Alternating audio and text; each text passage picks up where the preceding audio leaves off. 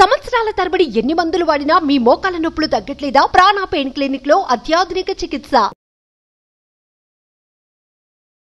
నమస్తే రమగారు. నమస్తే జయ. మంచి స్టోరీ ఒకటి చెప్పుకుందామండి. గుడ్డి జ్యూస్ శంకర్ చెప్తా. ఇది వరకు మనం ఒక చెప్పుకున్న కథ లాంటిదే, కాకపోతే ఇది బాగ్దాద్ నగరపు కథ. ఓహో. బాగ్దాద్ నగరంలో ఒక కూలివాడు భార్య ఉండేవాళ్ళట. ఇతనికి ఏం పని దొరికేది కాదు. భార్య భర్త ఇద్దరు చచ్చి చెడి ఏదో తిరిగి పని చేసుకునేవాళ్ళు. రెక్కాడితే కానీ డొక్కాడదు పాపం. అదే అదే. ఆ బాగ్దాద్కి చుట్టుపక్కల ఏదో చిన్న పల్లెటూళ్ళలో ఉండేవాళ్ళు. ఈ ఊళ్ళో పొట్టపోసుకోవడం కష్టంగా ఉందని బాగ్దాద్కి వెళ్ళిపోదాం అనుకున్నారు. పిల్లలు లేరు వాళ్ళకి. సరే, మొగుడు పెళ్ళాం ఇద్దరు కలిసి ఆ బాగ్దాద్ నగరంలో పనుల కోసం అటు ఇటు తిరుగుతూ ఉండేవాళ్ళు. ఆ తిరుగుతున్న క్రమంలో ఓ 3-4 రోజులు వీళ్ళని గమనించిన ఒక పెద్ద మనిషి అడిగాడు, ఏమిటో నాయన రోజు తిరుగుతున్నారు మీరు, ఏమిటి అని అడిగితే, బాబు ఏం పని లేదండి, పని కోసం తిరుగుతున్నామండి అంటే, ఏదైనా వృత్తి చేసుకోరాదు అన్నాడు ఆయన. ఏ వృత్తి చేసుకోవాలో తెలియదండి, తెలియటం లేదు, ఇదేమో పెద్ద ఊరు అయిపోయి మేమేమో కొత్త వాళ్ళము అనేసరికి, దానిదే ఉంది, సామాన్లు ఉంటాయి కదా, గొడ్డలు చేత్తో పుచ్చుకుని సుంకాల కచేరీ అంటే ఇప్పుడు ట్యాక్సులు వసూలు చేసేందుకు ఒక ఆఫీస్ ఉంటుంది. బయట ఊరు నుంచి ఆ ఊరు లోపలికి వచ్చారనుకో, వాళ్ళ దగ్గర అక్కడ ట్యాక్సులు వసూలు చేస్తారు. కొన్ని బళ్ళు డిస్మాంటిల్ చేసేసే బళ్ళు ఉంటాయి, అక్కడ ముక్కచక్కా తీసేస్తారు, పేళ్ళేసేస్తారు వాటిని, ఊరికే తాత్కాలిక బళ్ళు. తర్వాత అవి జరుపుకు రావడానికి కొన్ని రకాల ఇవి కూడా బాక్సులు లాంటివి వస్తాయి. అదే మన బాక్సులు అట్టపెట్టెల్లో వస్తున్నాయి కదా మనకి, ఇది వరకు చెక్కపెట్టెల్లో వచ్చాయి. అవును. ఆ చెక్కపెట్టెలన్నీ పేళ్ళేసేస్తారు. దాన్ని గొడ్డలు పట్టుకెళ్ళు, నీకు పేళ్ళేసే పని దొరుకుతుంది అక్కడ అని చెప్పాడు. సరే, ఇతను ఏం చేశాడు, చిన్న గుడిసేదో చూసి భార్యను అక్కడ ఉంచి ఇతను ఆ పనికి వెళ్ళటం మొదలుపెట్టాడు. ఇప్పుడు కొంచెం డబ్బులు వస్తున్నాయి, పర్వాలా. రోజు సుంకాల కచేరీ దగ్గరికి వెళ్ళి ఆడు గొడ్డలు పుచ్చుకుంటే, అబ్బాయి గొడ్డలంతా రా, దీన్ని ముక్కలు చేయి అంటే పిలిస్తే ఇంకా డబ్బులే. అదే అట్లా ఎవరు కూలీలు ఉంటే పిలిచినట్టు అనమాట. ఏవో రకరకాల పనులు, ఈ పేళ్ళు వేసే పనులు చేసుకుని సాయంకాలం అయ్యేసరికల్లా 4 దినారాలు తెచ్చేవాడు. ఇద్దరు తినేవాళ్ళు, హాయిగా ఉండేవాళ్ళు. కొన్ని రోజులు గడిచేసరికల్లా వాళ్ళ ఆవిడంది స్నానం చేసి ఎన్నాళ్ళు అయింది, హమాంకి వెళ్తాను. హమాం అంటే ఒక రకమైన స్పా లాంటిది అనమాట. స్నానశాలలు ఉంటాయి బాగ్దాద్ కథల్లో కనపడతాయి బాగా, వింటున్నాం. ఆ హమాంకి వెళ్తాను, ఏమైనా 4 డబ్బులు ఉంటే ఇవ్వమంటే సరే ఇచ్చాడు. రోజువారీ స్నానాలు వాళ్ళు కాదు, వాళ్ళు ఎప్పుడో ఒకసారి బాగా వాళ్ళు తోమించుకుంటారనమాట. సరే, ఆ డబ్బులు పుచ్చుకుని ఆ హమాంకి వెళ్ళేసరికల్లా లోపలికి వెళ్ళింది. ఆ డబ్బులు ఏదో చెల్లించి తన వంతు రావడానికి నుంచుంటే, ఈ లోపల జనాలు ఏంటో సందడిగా మాట్లాడుకుని, రాజపురోహితుడు భార్య వస్తుంది, ఓ తప్పకోండి ఆవిడకి ముందు ఇవ్వండి, ఆవిడ స్పెషల్ గెస్ట్ సెలబ్రిటీ అని మాట్లాడుకున్నారు. తీరా ఆవిడ చూస్తే పురోహితుడి భార్య గారు, ఆవిడ మంచి హోషుగా ఉంది. ఆస్థాన జ్యోతిష్కుడు భార్య. ఆస్థాన జ్యోతిష్యుడు అంటే రాజుగారు ఎక్కడికి వెళ్ళాలి, వెళ్ళకూడదు, ఉండాలి అన్ని చెప్పేది వాళ్ళే కదా. ఆయన పెళ్ళానికి ఎంత బ్రహ్మాండంగా ఉందో. ఈవిడ మొగుడే ఆస్థాన జ్యోతిష్కుడు. ఆయన గీసిన గీటు దాటాడు సుల్తాన్ అని చెప్పుకున్నారు. ఖలీఫా చాలా బాగా పాటిస్తాడని. ఇక ఆవిడ హోషు, ఆవిడ గొప్ప, ఆవిడ స్టైలు మామూలుగా లేవు. గ్లామర్ కూడా కనిపించి వెధవ బతుకు, మంది ఓ బతికేనా. అయితే ఆస్థాన జ్యోతిష్కుడు పెళ్ళాం అవ్వాలి, మనిషి అంటే అది అనిపించింది. అక్కడి నుంచి స్నానం లేదు, ఏం లేదు, లేచక్క వచ్చేసింది. అక్కడి నుంచి వచ్చేసి, మొగుడు సాయంకాలం ఇంటి దగ్గర, నువ్వేమవుతావో నాకు తెలియదు, నువ్వు ఆస్థాన జ్యోతిష్కుడు అయిపోవాల్సిందే. అయ్యో, నువ్వు అయిపోతేనే కుదురుతుంది, లేకపోతే నాకు కుదరదు, పో ఇంట్లో నుంచి అనేసరికల్లా ఈ తెల్లబోయి, వస్తే నాకు చదువే రాదే, నేనెట్టా జ్యోతిష్యం చెప్తానే అంటే, అవంతా నాకు తెలీదు, నువ్వు చదువుతావో చస్తావో ఏమవుతావో, నువ్వు మాత్రం జ్యోతిష్కుడు అవ్వాల్సిందే, నేను జ్యోతిష్కుడు పెళ్ళంగా హోషు వెలువరచాల్సిందే, ఇంకో దారి అయితే లేదు, నువ్వు ఏదో ఒకటి చేసి జ్యోతిష్కుడు అయిపోమని. సరే, వీడేం ఆలోచించాడు. కొద్ది రోజులుగా పని చేస్తున్నాడుగా, 4 డబ్బులు ఉన్నాయి. దాంతో ఏం చేశాడు, ఓ సిరా బుడ్డి, ఓ కలము, ఓ కాసిన పేపర్లు, ఓ చిన్న అట్ట అది పెట్టుకోవడానికి కొనుక్కొని హమాం దగ్గరికి వెళ్ళాడు. స్నానశాలకి ఖలీఫా వస్తారు రెగ్యులర్గా, వారానికి 2 సార్లు 3 సార్లు ఒళ్ళు మర్దం చేయించుకోవడానికి. ఖలీఫా వచ్చే రోజు చూసుకుని వెళ్ళి ఆ ద్వారం దగ్గర కూర్చుని యంత్రాలు గీయటం మొదలుపెట్టాడు. జస్ట్ బొమ్మలు లాంటివి అనమాట. యంత్రం మనం కూడా చేస్తాంగా, యంత్రాలు గీస్తుంటే అందరూ వారా వీరా. ఖలీఫా అప్పుడే స్నానానికి వచ్చారు. ఆయన మామూలు సాదా దుస్తుల్లో వస్తాడు. స్నానానికి వచ్చేవాళ్ళు పట్టుబట్టలు కట్టు రారు కదా. సరే, జనాలంతా ఆయన చుట్టూ చేరి సహాయం చేయండి అని అదని ఇదని ఏదో అడుగుతున్నారు. ఇతను ఏం చేశాడు, గుమ్మం దగ్గర కూర్చున్నాడు కదా, కూర్చుని, ఖలీఫా ప్రభు ఒకసారి ఇటు వస్తారా, ఇటు దయచేయండి కాస్త ఈ దేనుడి దగ్గరికి అన్నాడు. అనగానే ఆయన ఒక మండపం లాంటి దగ్గర నుంచున్నాడు. ఆ మండపం దిగి ఇటు ఇతని దగ్గరికి వచ్చాడు. ఆయన ఇక్కడ ప్రజల్లో ఎవరైనా మమేకమై ఉంటాడనమాట. ఎప్పుడైతే ఈ ఖలీఫా నడిచొచ్చి ఈ హమాం గుమ్మం దగ్గర ఉన్న మన జ్యోతిష్కుడు ఉన్నాడు కదా, కాబోయే జ్యోతిష్కుడి దగ్గరికి వచ్చాడు. ఆ మండపం ఫెళఫెళామని పడిపోయింది కప్పు. జనాలు కేకలు పెట్టారు. ఈ లోపల ఆయన తాలూకు అంతరంగిక సిబ్బంది ఉంటారు కదా, వీళ్ళు మన కాపలా వాళ్ళు దాన్ని ఏమంటారు, బాడీ గార్డ్స్ పరిగెత్తుకుంటూ వచ్చారు. ఆయన అక్కడే నుంచున్నాడు ఇప్పటిదాకా. క్షణంలో ఆయన దిగాడు, ఇది పడిపోయింది. ఆయన అక్కడ ఉన్నాడేమో చూస్తే ఆయన అక్కడ లేడు, గుమ్మం దగ్గర ఉన్నాడు. ఈ సందట్లో జనాలంతా రావటంతో ఇతను లేచి అవతలకి వెళ్ళాడు. అందరూ అన్నారు, అమ్మ బాబోయ్ వాడెవడో మహానుభావుడు అక్కడ కూర్చుని యంత్రాలు గీస్తున్నాడు, ఖలీఫాని పిలిచాడు, కూలిపోయింది. ఒకవేళ వాడు పిలవకపోయి ఉంటే ఈయన మీద పడిపోయేది కాదు. ఆయన మహానుభావుడు అన్నారు. అన్నాక ఏడి ఏడి అని ఈయన్ని పట్టుకున్నారు. పట్టుకుని ఖలీఫా తన మెడలోంచి ఒక ముత్యాల హారం తీసి చేతిలో పెట్టాడు. చుట్టుపక్కల ఉన్న వాళ్ళంతా, ఖలీఫా ప్రాణాలు రక్షించావురా నాయన, నువ్వు జ్యోతిష్కుడిలా ఉన్నావు, భలేవాడివి నువ్వు అని తలా ఒక బహుమతి ఇచ్చారు. ఏవో డబ్బులు కూడా ఇచ్చారు.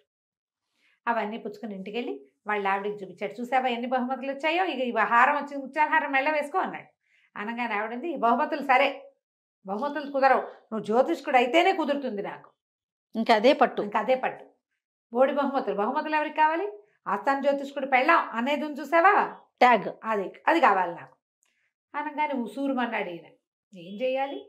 సరే ఈ లోపల ఏమైంది, ఒక వారం రోజులు 10 రోజులు గడిచేసరికల్లా ఖలీఫా గారు వజ్రపు ఉంగరం రోజు బల్ల మీద పెడతాట. రాత్రి నిద్రపోయేటప్పుడు తెల్లారేసరికి అది కనపడలేదు. దానికోసం ప్రశ్నలు ఇస్తున్నారు, అదే ఇస్తున్నారు, ఇదే ఇస్తున్నారు. ఈ స్నానశాల వాడు ఒకడు, స్నానశాలలో ఆయనకి రెగ్యులర్గా పరిచయమైన ఒక సంపన్న గృహస్థు రాజుగారిని ఖలీఫాని చూడబోయి, ఏమిటో విషాదంగా ఉన్నారు, విసుగ్గా ఉన్నారు. ఏమిటంటే, వజ్రపు ఉంగరం పోయింది, మా తాతల నాటిది, అదే నాళ్ళ నుంచో నేను రాత్రిపూట బల్ల మీద పెట్టేవాడిని, ఎందుకో పోయిందన్నాడు. అనేసరికాలు దాందే ఉంది, మీరు ఆ రోజున హమాములు మీ ప్రాణాలు రక్షించిన జ్యోతిష్కుడు ఉన్నాడు కదా, అతన్ని పిలిస్తే ఏమైనా సమాధానం చెప్తాడు, జ్యోతిష్కులు ఇలాంటివి చేస్తారన్నాడు. ఆస్థాన జ్యోతిష్కుడు ఉన్నాడు, ఆయన ప్రయత్నం చేశాడు, ఆ ఉంగరం ఎక్కడుందో ఆయన కనిపెట్టలేకపోయాడు. దొరుకుతుందని కనిపిస్తోంది, ప్రశ్న ఇస్తే ఎక్కడా ఏమిటి తెలియదు. అక్కడి నుంచి ఏం చేశారు, ఓ 4 భటుల్ని పంపించారు. ఆస్థాన జ్యోతిష్కుడిని అక్కడ వదిలేసి ఈ కొత్త జ్యోతిష్కుడిని, మందిరం కూలినప్పుడు తన్ని పిలిచిన వాడిని పిలిచారు, కూలివాడిని పిలిచేసరికి పిలిస్తే లోపలికి వచ్చాక, బాబు నా ఉంగరం పోయింది, మీరేమైనా కనిపెట్టగలరా అంటే, ఎక్కడి నుంచి కనిపెడతాడు, చాలా పరిదీన వదనంతో ఇతను 2 రోజులు సమయం ఇవ్వండి నాకు అన్నాడు. అలాగే అని ఈయన అన్నాడు, 2 రోజులు మీ ఇంటికి వెళ్ళి ఏం చేస్తావు, హాయిగా భవనంలో ఉండు, ఖలీఫా భవనంలో ఉండని అతనికి ఒక రూమ్ కేటాయించారు. ఆ రూము బాకెట్లో ఒక అవతల రూమ్కి బయట ఏ గది అయితే ఇచ్చారో ఆ గది కిటికీకి అవతల ఒక పెద్ద సరస్సు, అందులో కాసిన బాతులు ఉన్నాయి. అవి రోజు ఇట్లా రాజభవనం వైపుకి నడిచొస్తాయి. ఇక్కడ ఏమైనా తిండి పెడితే అవి తిని ఇక్కడే కాసేపు అట్ట తిరిగి నీళ్ళు కావాల్సి వచ్చినప్పుడు మళ్ళీ సరస్సులోకి వెళ్తుంటాయి. ఓకే, ఇది నా కిటికీలోంచి చూస్తూ కూర్చున్నాడు. నేను ఎట్లా కనిపెడతాను, నా బొంద నా పెళ్ళానికో పెచ్చా, వీళ్ళకో వెర్రి, అంతే కదా, తనకేం తెలుసు, నాకేం తెలుసని అటా చూస్తూ ఉంటే గుంపుగా బాతులు రావటం, గుంపుగా బాతులు వెళ్ళటం చూశాడు. 2 పూటలు చూస్తే ఆ బాతుల గుంపులో ఒకటి చచ్చి చెడి నడుస్తుంది, దాని కాలు ఒకటి విరిగిపోయింది, కుంటి కాలు, అది టిక్కు టిక్కు టిక్కు కుండుకుంటూ వస్తుంది, హెల్తీగా లేదు. నా బతుకు దీని బతుకు కూడా నా బతుకు లాంటిదే, ఓపిక లేదు, నడవక తప్పదు అనుకున్నాడు. 2 రోజులు గడిచి 2 రోజులు అవ్వగానే తీసుకురండి రా జ్యోతిష్కుడిని అన్నాడు ఖలీఫా గారు. భటులు వచ్చి రండి రా ఖలీఫా పిలుస్తున్నారని తీసుకుపోయారు. తీసుకుపోతే, బాబు నా ఉంగరం సంగతి ఏమన్నా చెప్తారా అని అడిగాడు ఖలీఫా. తను అన్నాడు, నేనేం చూశాను ప్రభు, 2 రోజుల నుంచి కుంటిబాతుని తప్పిస్తే నేనేం చూడలేదు, ఆ బాతకేసే చూస్తున్నాడు అతను అనేసరికల్లా భటులు పరిగెత్తుకుంటూ వెళ్ళి కుంటిబాతుని పట్టుకొచ్చారు. పట్టుకొచ్చి దాని పేక్ కోసేసి దాని పొట్టలో చూస్తే అందులో ఉంది వజ్రపు ఉంగరం. ఏదో గుడ్డిగా చెప్పాడు, ఇతను చెప్పింది ఏముంది, నేను ఆ బాతుని చూశాను అన్నాడు. ఆ బాతు పరిస్థితి ఏమిటి, ఒక దాసి ఏం చేసింది, ఈ రాజుగారు రాత్రిపూట పెట్టిన ఉంగరం పొద్దున బల్లలు తుడుస్తుంటే అది మంచం కిందకి పడిపోయింది. అవి ఊడ్చే దాసికి అది దొరికింది. బల్ల మీద ఉంటే ముట్టుకునేది కాదు, రోజు ఉండేది అది అక్కడ, ఎవరు ముట్టుకునేవాళ్ళు కాదు. బల్లలు తుడిచే దాసి వేరు, ఇళ్ళు తుడిచే రూములు తుడిచే దాసి ఇది వేరు. మంచం కింద ఉన్న దుమ్ములో దొరికింది. ఆ ఉంగరాన్ని ఏం చేసింది, ఎక్కడా దాచలేక ఈ బాతుల్లో ఒక దాన్ని పట్టుకుని దాంతో మింగించేసి ఆ బాతుల్లో తను గుర్తుపట్టడానికి వీలుగా దాని కాలు ఒకటి విరిచేసింది. దాంతో అది కుంటుకుంటూ ఆ పొట్టలో ఉంగరం చేరేసరికి ఫారిన్ బాడీ ఉంటే అది ఏమి ఈజీగా ఉంటుంది, అది పాపం ఈడ్చుకుంటూ తిరుగుతుంది.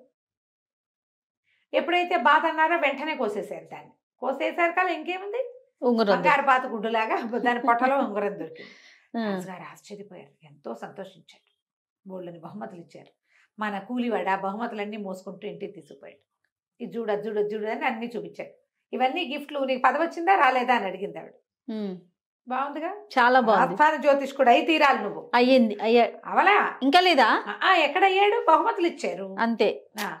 ఇచ్చి బహుమతులు కాదు నాకు ఇవన్నీ పనికిరావు, నువ్వు ఆస్థాన జ్యోతిష్కుడు అవ్వాల్సిందే అని చెప్పేశారు. కానీ ఇతను చాలా దీనంగా ఉన్నాడు. ఏం చేయాలో తెలియటలా.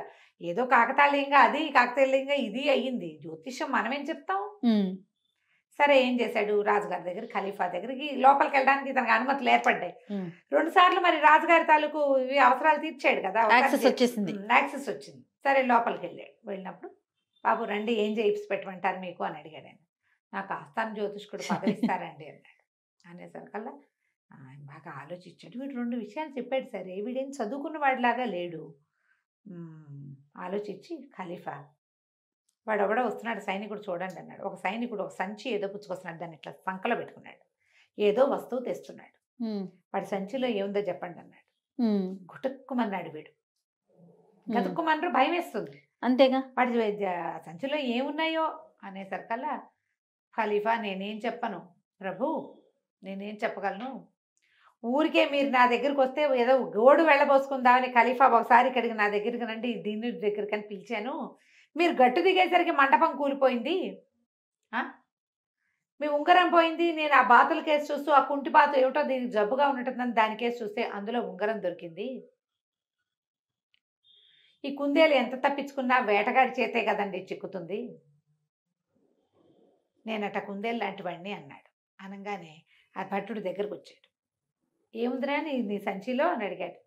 కుందేలు పిల్ల ప్రభు, నేను అబ్బాయి గారికి నా ఇష్టమని తీసుకొచ్చానని కుందేలు తీసి బయట పెట్టాడు. వీడు కుందేలు పదని చెప్పాడు కదా. అదే నేను కుందేలుని నేను వేటగాడికి దొరికేశాను మీకని చెప్పాడు. కుందేలు చూడగానే రాజు ఆశ్చర్యపోయాడు. ఖలీఫా అరే సంచిలో కుందేలుని ఎంత నర్మగర్భంగా చెప్పాడు జ్యోతిష్కుడు. శభాష్, నీకు ఉద్యోగం కావాలి అంతే కదా. సరే నువ్వు ఇవాళ నుంచి ఆస్థాన జ్యోతిష్కుడు గుంపులో నువ్వు కూడా ఒకటివి. బాగుంది. 3 విషయాలు ఇంత బాగా చెప్పినందుకు ఎప్పుడైనా అవసరమైన వచ్చినప్పుడు నీతో మాట్లాడతాను. హాయిగా నువ్వు జ్యోతిష్య పదవిని అలంకరించి మాతో పాటు ఉంటూ మమ్మల్ని ఆనందింపజేయన్నాడు. వెంటనే ఆస్థాన జ్యోతిష్కుడు ఉద్యోగం ఇచ్చేసారు. చాలామంది ఉన్నారు, ఒక 6-7 అక్కడ. అందులో ఈయన కూడా జ్యోతిష్కుడు అయ్యాడు. ఈయనకో భవనం కేటాయించారు.